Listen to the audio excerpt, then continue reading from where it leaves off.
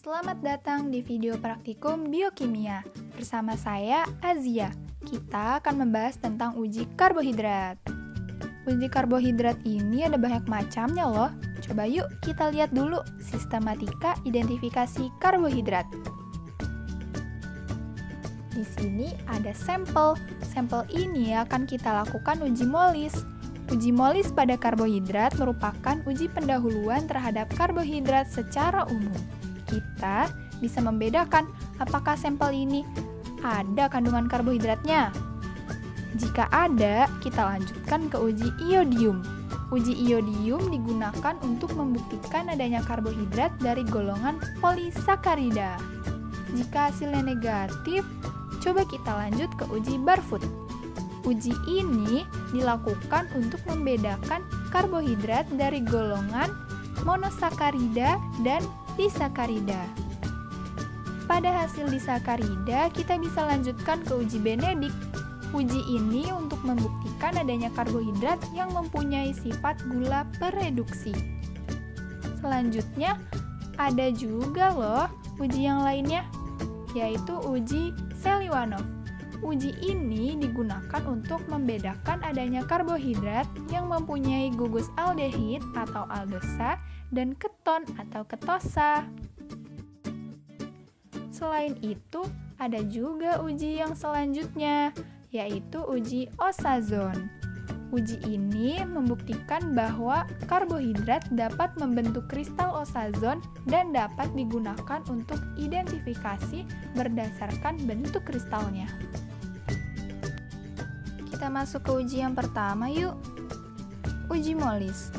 Pada uji molis ini kita memiliki sampel, dan sampel ini akan kita masukkan ke dalam tabung reaksi masing-masing 1 ml. Selanjutnya, kita tambahkan masing-masing 2 tetes pereaksi molis, campur hingga homogen. Lanjut dengan pemberian 0,5 ml H2SO4 pekat ke dalam masing-masing tabung dengan cara dimiringkan melalui dinding dan jangan dikocok. Ini dia hasilnya. Ternyata ada pembentukan cincin berwarna ungu pada batas antara kedua lapisan cairan tersebut. Semuanya memiliki reaksi yang sama loh, kecuali Aquades. Kenapa ya? Karena pada reaksi molis ini terdiri atas alfa naftol 5% dalam etanol 95%. Alfa naftol ini akan bereaksi dengan aldehid siklik untuk membentuk produk kondensasi berwarna ungu. Sehingga jika hasilnya karbohidrat, maka akan membentuk cincin ungu ini loh.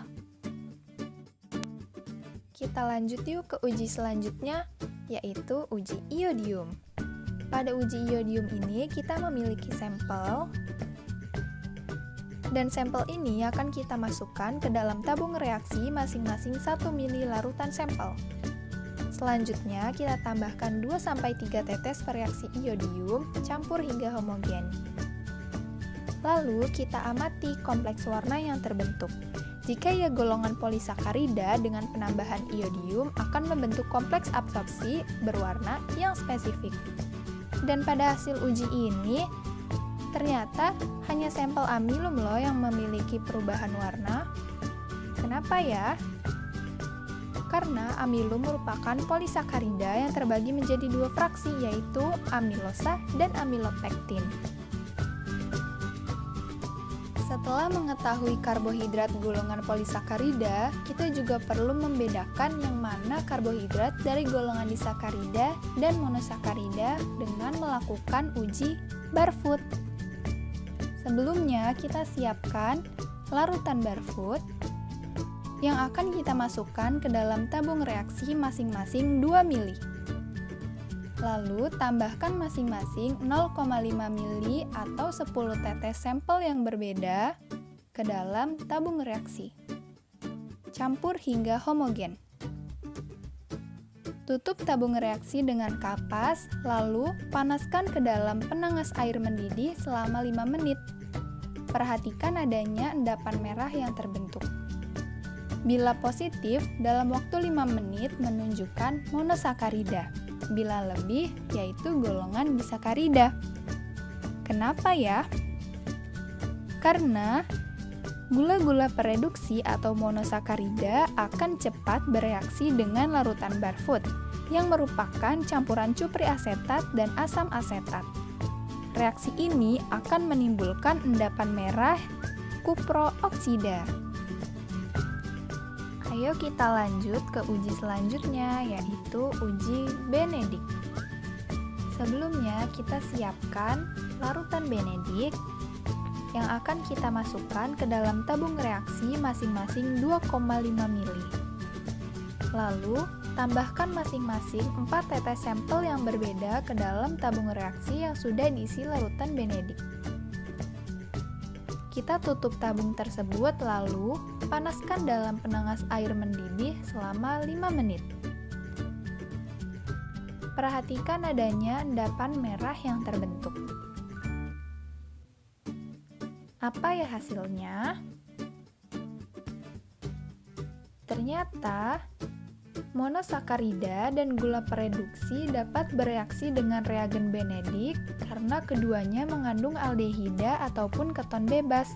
Sedangkan disakarida non-pereduksi seperti sukrosa dan jenis polisakarida tidak bereaksi positif pada uji ini.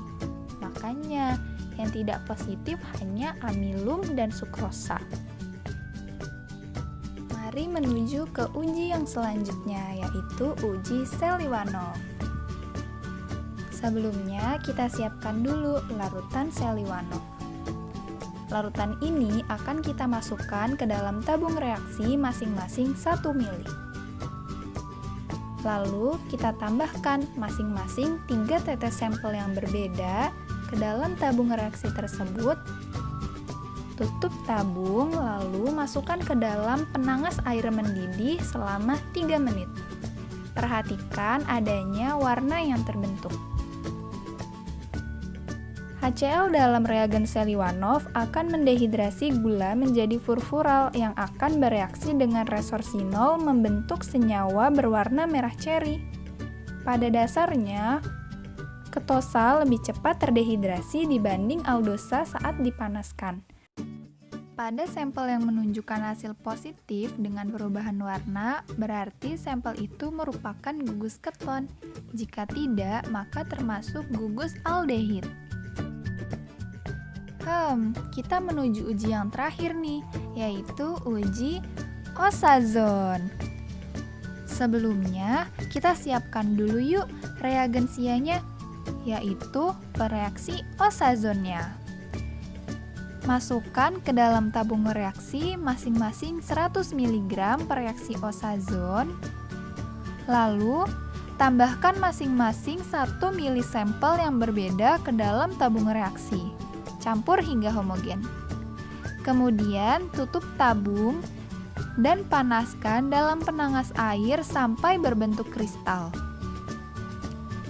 Jika sudah terbentuk kristal, kita bisa lihat loh kristalnya dengan bantuan mikroskop pada pembesaran 10 atau 40 kali. Ini dia hasil ujinya.